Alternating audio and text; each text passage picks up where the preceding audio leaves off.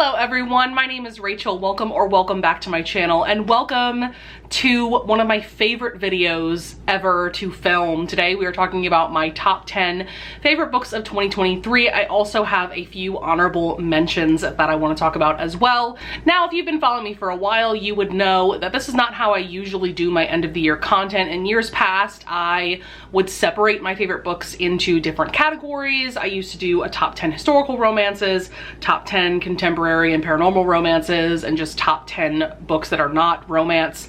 But this year was kind of a weird reading year for me. Basically, I didn't read nearly as many books as I have in years past. So to give you an example, in 2022, I read about 400 books, but in 2023, I read 258. Now, that is still a lot of books, but it is just not nearly as many as I am used to reading. And honestly, it makes me a little bit sad because I truly love reading. I wouldn't have a booktube channel if I didn't love reading, right? And so because I didn't read nearly as many books as last year, I decided to just do one video talking about my top 10 books and then just talking about a few honorable mentions. So without further ado, let's go ahead and jump right on into this. So for honorable mentions, first up, I want to bring up Cold-Hearted Rake and Marrying Winterbourne. These are books 1 and 2 in Lisa Kleypas's Ravenel series. Now, I read these books in December of 2022, so technically they don't belong in this video. However, I don't know what was going on with past Rachel at the end of 2022, but for some reason, these books did not make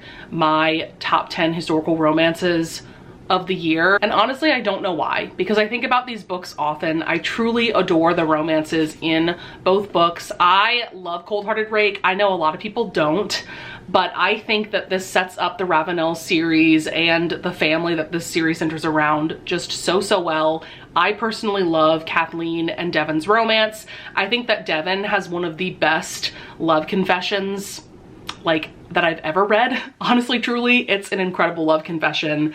And I also love how interconnected this book is with book 2, which is Marrying Winterbourne. And since reading this book and since reflecting on it, I have realized that Rhys Winterbourne is truly the man of my dreams.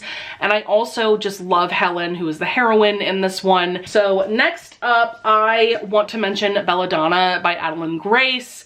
This is book 1 in her Belladonna series. This is a historical, paranormal, fantasy romance. There's a lot going on in this book and in this series, but it is all truly done so well. So this centers around Signa, and it seems that death has followed her whole life, both literally and figuratively. This does end up being a romance between her and Death, who is a supernatural being, and there is like a murder mystery going on, and Signa may have supernatural abilities. Like, there is a lot happening in this book for sure, but I just can't get over how beautifully written this book is. I also really enjoyed Foxglove, which is book 2. I didn't give it 5 stars, but I really enjoyed it, and I'm very excited to see how the series will continue in book 3, which is Wisteria.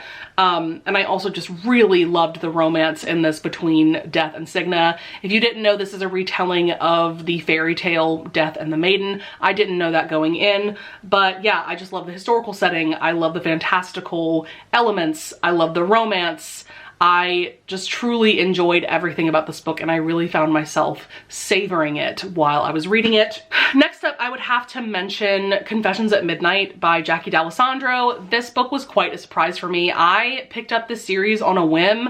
I saw a cover for one of Jackie D'Alessandro's other books, and I was just obsessed with it. And so I looked up her backlist, and I saw the synopsis for the first book of the series. And so I read the first book, really enjoyed it. I think I gave it like 4 or 4.5 stars, but this book, book 2, was truly on another level. I definitely would recommend reading book 1. I think it's called Sleepless at Midnight, but this one is about Carolyn, who is a widow. And then we have Daniel, who is a friend of hers who's known to be a rake.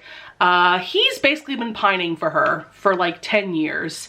And he's in denial about that. And so now that she is a widow, he decides to try to have a passionate affair with her.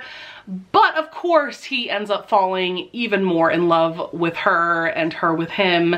And my Goodreads review for this book is just a long checklist of all the things that I loved about this book. Not only was the passionate affair between Carolyn and Daniel just so hot, but there were also elements to this story that I really loved. For instance, Daniel has this like bevy of animals that he has taken off the streets, and so that kind of reminds me of The Wallflower Wager by Tessa Dare. There's definitely comedic elements to this series that I really loved.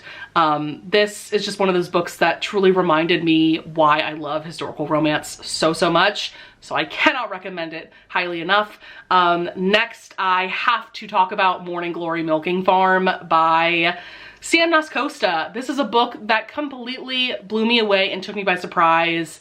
I did not expect to love this book as much as I do. The premise is so freaking weird. We have Violet, who is a struggling millennial. She decides to take this job that is paying very well at this local pharmaceutical company, and they milk minotaurs. And so she is now a milking technician. And so she meets Rourke, who is a minotaur. He is one of her clients, and he is just the sweetest, stern brunch daddy. I love him with my whole heart. And they just immediately have chemistry between the two of them, and they start dating. I was truly blown away by how incredibly sweet and sexy this romance was. And like, this is one of those books that has really made me fall in love with monster romances. I've read monster romances before, but this one was just truly next level. I cannot wait to read more by this author, and I'm also very excited to read A Blue Ribbon Romance, which is going to be this story from Rourke's POV. And last but not least, for honorable mentions, we have Lady Ruthless by Scarlett Scott. This is now my favorite book that I have read by this author to date, which is really saying something because I've given a lot of her books that I've read 5 stars. So the premise of this one is so fun. We have Justin, our hero. He is known as Sin. And then we have Calliope, our heroine. She is the sister of a duke. And she ends up writing these memoirs from the perspective of Sin, our hero, that just paints him to be the worst person ever, to be just like a horrible villain, because she truly believes that he killed both her brother and his wife, because her brother and his wife were having an affair and they both died under mysterious circumstances. So she's convinced that he murdered them. And so Sin sees these memoirs. He sees that nobody wants to touch him with a 10-foot pole. And so Justin finds out that Calliope was the one to write these memoirs. And so to get back at her, he decides to kidnap her and coerce her into a marriage of convenience, and things go on from there. Scarlett Scott is truly the queen of writing historical hate to love romances. I've read quite a few of them from her at this point, and they're all just so well done. You can't help but feel this crazy sexual tension that Sin and Calliope have, but they also obviously hate each other's guts. I love that as sexy as this romance is, it's also there's an amazing emotional connection between Sin and Callie. And I just thought that this was like pretty much a perfect romance. I have no notes. I want to reread it right away. Now that I'm talking about it, it was just incredible. So now we are getting to my top 10 books of 2023. At number 10, we have Not All Himbos Wear Capes by C. Rochelle. I read this book very recently at the very beginning of December, and going into this, I knew I was gonna have fun with it because the synopsis just sounds so perfect. So we have Butch and Xander. Xander is a villain known as Dr. Antihero. Butch is a superhero known as Captain Masculine. And so they are enemies when they are both in their superhero gear, right? But in real life, Xander and Butch both join this dating app and they end up matching and going on a date, and they just have this immediate connection and chemistry. And so what ensues is this incredibly sweet and sexy dom sub romance, Xander being the dom, Butch being the sub. And oh my god, like this just had so many elements that I absolutely loved, because I love superhero stories, and this was just the perfect amount of campy for a superhero MM romance. I was obsessed with Butch and Anders' relationship, their connection to each other, but also them as individual characters. Like, you can't help but love these two characters and root for them to be together. And I also really loved all the different side characters that we have going on. I am so excited that this is only book 1 in a series. I think so far there's like 4 books in the series, but I'm waiting to read them for the audiobooks to come out, because I listened to the audiobook for this first book and oh my god, it was immaculate. The narrators that they got to voice Butch and Xander were absolute perfection. Like, I actually felt like I was listening to these characters as opposed to voice actors that were playing these characters. For number 9, we have Heartless by Elsie Silver, book 2 in her Chestnut Springs series. So we have Willa, who ends up being the nanny for Cade's son, Luke. And this is truly the perfect grumpy sunshine cowboy romance. And I also just adore nanny romances. There's just so many tropes in here that are combined into one story, and they are just so well done. There are scenes and moments in this book that live in my head rent free, and I'm not just talking about the romance. Like, there's just really funny and endearing scenes in this book that I love so much. I think that Cade is the perfect dad. He is like the perfect single dad, and I love how Willa challenges him, and I love seeing these two fall for each other. And of course the spicy scenes are amazing. I could go on about this book forever. I cannot recommend the audiobook highly enough, by the way. I felt that these two narrators, I think it was Vanessa Edwin and Stephen Dexter, I thought that they both brought Cade and Willa to life so well. I could definitely see this audiobook becoming like a comfort listen to me, and this book is just so perfect. I love it so much. All right, number 8 on this list is going to be the first of a few Sophie Lark books that you will see on this top 10. That is going to be Ivan. This is book 1 in, I think it's like the Underworld series, but you can definitely read this as a standalone. Oh my god, this book was so addictive, so fast-paced. I think I read this in one sitting, which is crazy because it's like over 200 pages and there is no audiobook for it. At least there wasn't when I read it. So the fact that I read it physically in like 1 or 2 sittings is crazy. But this is about Ivan and Sloane. Ivan is in charge of this Russian mafia group, and Sloane is tasked with killing him. And so she gets so close to killing him that she is like right on top of him about to strike, and he wakes up and he ends up taking her captive and uses some very interesting methods to torture information out of her. And oh my god, talk about like the ultimate power couple. Ivan and Sloane are like the blueprint for every other mafia romance couple. I adore them so much. Like I said, this was just so fast-paced. I could not stop reading.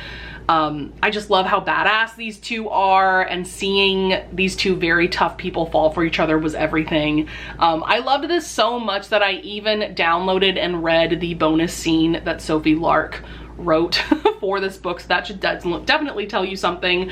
But if you are someone who has not yet read anything by Sophie Lark, I think that this would be a fantastic book to start with. Number 7 on this list is a book that completely knocked me on my ass, and I really did not expect it to. That is going to be Yours Truly by Abby Jimenez. This is truly like a perfect contemporary romance.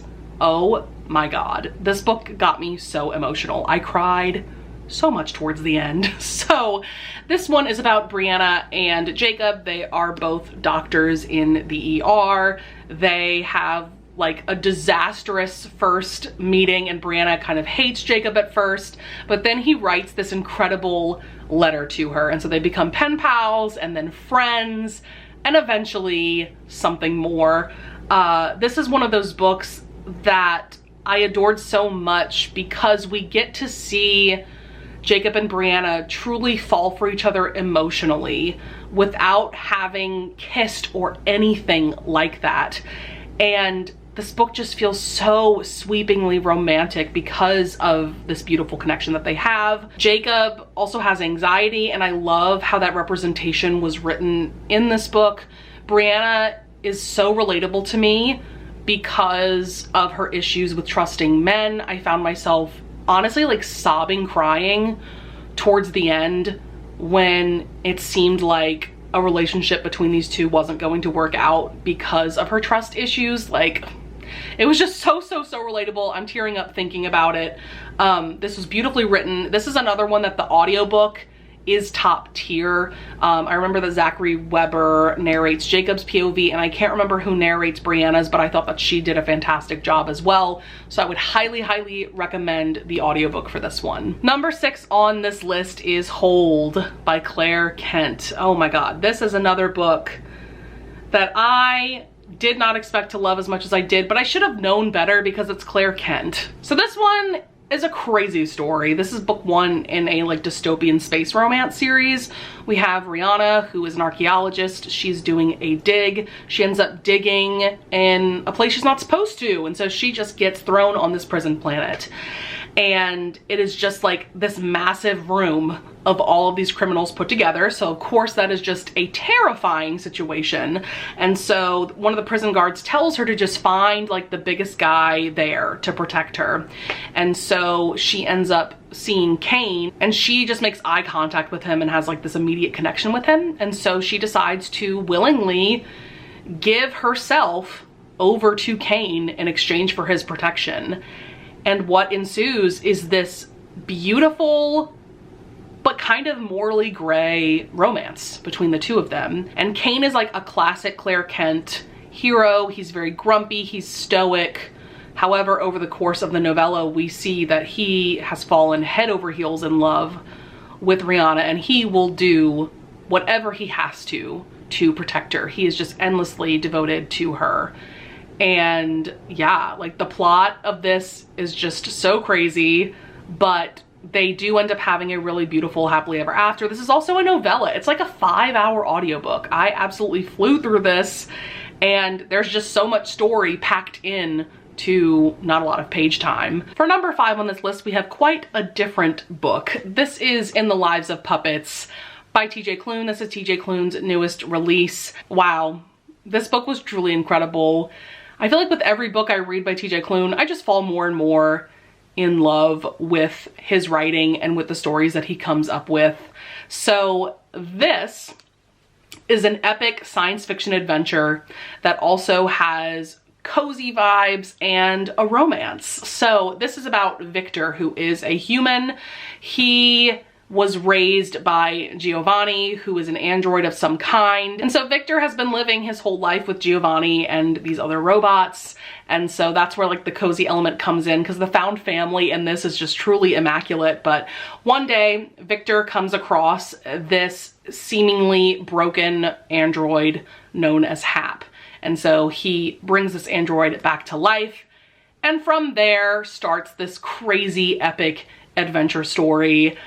I don't even think I can put into words how much I absolutely adored this book. Oh my God, there is so much going on in this story, and I did not want to stop reading it. The audiobook is truly next level. By the way, I can't remember the narrator's name, but he has narrated quite a few of TJ Klune's books, and yeah, just an incredible narrator for sure. I love the characters. I feel like that's truly where TJ Klune shines with his writing, is his characters. I love Victor. I love the different androids and robots that we have going on in this story. I also love the world that this takes place in, and that this is like a Pinocchio retelling. Everything was just so well done. And this book also just made me think a lot about humanity, both, you know, the good, the bad, as well as the ugly of it. And when a book makes me think like that, that's when I know that it's truly a next level book. Number 4 is a truly incredible YA historical fiction book that I think absolutely everyone should read, and is just so masterfully written that as soon as I started this book, I knew it was going to be in my top 10 of the year. That is going to be Salt to the Sea by Ruta Sepetys. This is now my second book that I have read by this author, and I fully intend to read everything that this author has written. I think that she is a writer. Oh my goodness. The way that she crafts her books and her stories is absolutely next level. So this tells the story of the Wilhelm Gustloff, which I think is still one of the worst, if not the worst, maritime disasters that has ever happened, and no one ever talks about it. But this occurred in 1945, towards the end of World War II.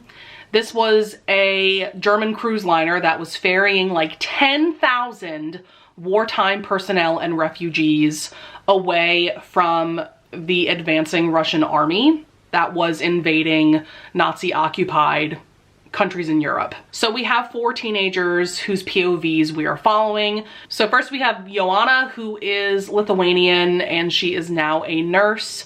We have Florian, who is a Prussian soldier who is fleeing the Nazis with stolen treasure. Then we have Emily, who is a Polish teenager who is nearing the end of her pregnancy. And finally, Albert, who is a Nazi soldier with delusions of grandeur, and he is working the decks of this ship. And so these 4 POVs are telling the very real story of how this ship ended up being struck by a Soviet submarine and sunk, and many lives were lost. What I loved about this book is not only how these 4 fictional characters told this story of the Gustloff sinking, but also explored issues such as how the conflict between Germany and Russia affected people of so many different nations, and how the Nazis were like the most insane art thieves ever. I love that Ruta Sepetys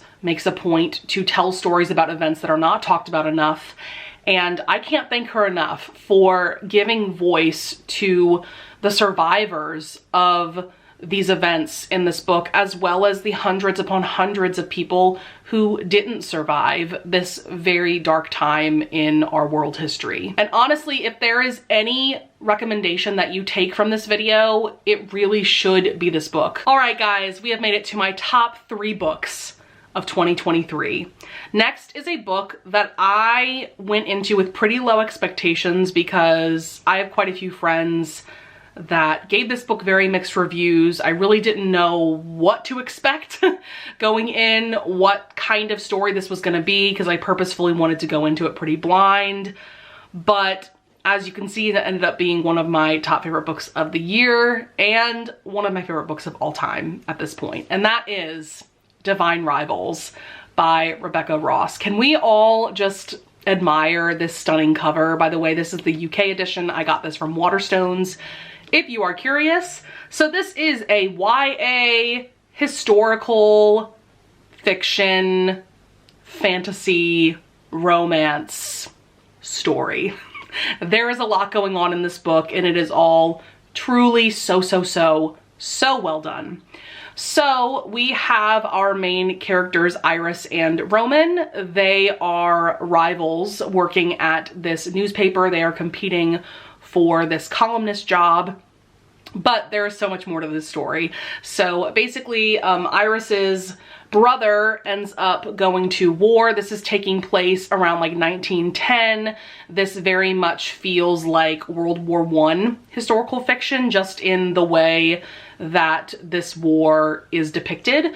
But this is a war that is being fought between 2 gods, as opposed to warring countries. And so, like I said, Iris, his brother, has now gone off to war. She's been writing letters to him, but instead of going to her brother, they have magically been sent to Roman, our other main character. And he immediately recognizes that it's Iris who is sending these letters, but he doesn't reveal who he is, and he starts writing back to Iris as an anonymous pen pal. And so as these magical letters are being sent back and forth, Roman starts falling for Iris. So this book combines pretty much like every genre I love into one book, and it is done so well. Because we have this historical fiction setting, like I said, it's taking place around 1910. This war feels like World War I with the exception of the gods and everything, but also we have this beautiful YA romance, and we have these fantastical elements. It definitely feels more like magical realism a lot of the time, because it's not like there's a set magic system. It's just that like interesting magical things happen in this world and in this story. And I just love the mythology and the lore with these gods that are fighting this war, and there's other gods that exist in this world as well, but it seems that most of them have gone dormant. And oh my god, the ending of this book was just so crazy. Oh my god, I cannot wait to read the next book, which is Ruthless Vows. This is also just a duology, so Ruthless Vows is also the finale of the series. I cannot wait to see how Iris and Roman's story ends. All right, we have made it to my number 2 favorite book of 2023. This is easily one of my favorite historical romances now, and my top favorite romance by Joanna Shupe, and that is The Duke Gets Even by Joanna Shupe. This is book 4 in her Fifth Avenue Rebels series. It's also the final book of this historical romance series. So this is the romance between Nellie and Andrew, who is the Duke of Lockwood. We have been following these characters and their potential romance since book 1 of the series, and so to say that I was excited for this romance is putting it very, very lightly. And I truly feel that Joanna Shupe absolutely 1000% served what I wanted from their romance. So Nellie and Lockwood's romance starts off very interestingly. This is a really fun meet cute for sure. So Lockwood is out swimming in the ocean one night. The beginning takes place in Newport, Long Island, and Nellie goes out into the ocean to have a tryst with this other man, but she runs into Lockwood, but it's so dark outside that she thinks that Lockwood is this other man, and so they just start making out, and like that is their first meeting. They have this instant connection, and so what ensues is this like super angsty and seemingly forbidden romance between these two. And what I loved so much about this book is I love these two characters separately as well as together. Oh my god, I have so much love for Nellie and so much love for Lockwood, and somehow Joanna Shupe just keeps topping herself in terms of how amazing her steamy scenes are. Like, holy shit, the sex scenes in this were like next level. Oh my god, this book was so hot. And I just loved seeing these two fall for each other and somehow making a happily ever after work by the end. It seems so impossible, but it's such a beautiful story. This book made me so emotional. I cried a lot. It's just incredible. Like, I could talk about this book forever and ever. I ranted and raved about this book in a reading vlog that I did some months back. I'll link it up in the cards above if you want to see that. And we also picked this book for the Blushing Blue Stocking Society, which is a historical romance book club that I run with my friend Lisa. So I will also link that live show discussion up in the cards, because we went into every little thing that we loved about this book. So my top favorite book of 2023 is actually 2 books from the same series, which might be kind of cheating, but you know what? This is my video. I can do what I want. So my top favorite books of the year are The Heir and the Bully by Sophie Lark. Books 1 and 3 in her Kingmaker Chronicles series. Oh my god, you guys, this series is so amazing, so addictive, so unique. So this is a mafia romance series that is a spin-off of her Brutal Birthright series. So in book 1, we are introduced to Kingmakers, which is this insane mafia college where you know, college-age kids from all over the world come to learn how to run their mafias. And so this first book centers around Leo and Anna, their romance, and one of the many things that I loved about this first book is that we also get Dean Yenon's POV, who ends up being the hero of The Bully, which is book 3. And so in this book, we see his true villain arc and how much he hates Leo, who's the hero of this one. And there's like a love triangle going on in this book that I was just so addicted to. I could not stop reading this book once I started it. By the way, the audiobooks for this series are truly next level. Also, the audiobook for The Duke Gets Even is next level because they actually got 2 narrators, one for Nellie's POV and one for Lockwood's POV. And you like never get that from traditionally published romances. So I just wanted to throw that in. But yeah, the audiobooks for this series are incredible as well. So this series is definitely inspired by Hogwarts and schools and series like it, but it also gave me Gossip Girl vibes because there's just so much juicy drama going on. Like I said, the love triangle and the villain arc for Dean, it's just immaculate in my opinion. And then in book 3, The Bully, we get Dean's romance with Kat. And at the beginning of this book, Dean is blackmailing Kat. He knows a horrible secret about her, something that happened at the end of book 2, which is called The Rebel. I really love that book as well, but to me, like, these 2 books are truly, truly top tier. And so he blackmails Kat into essentially being his slave.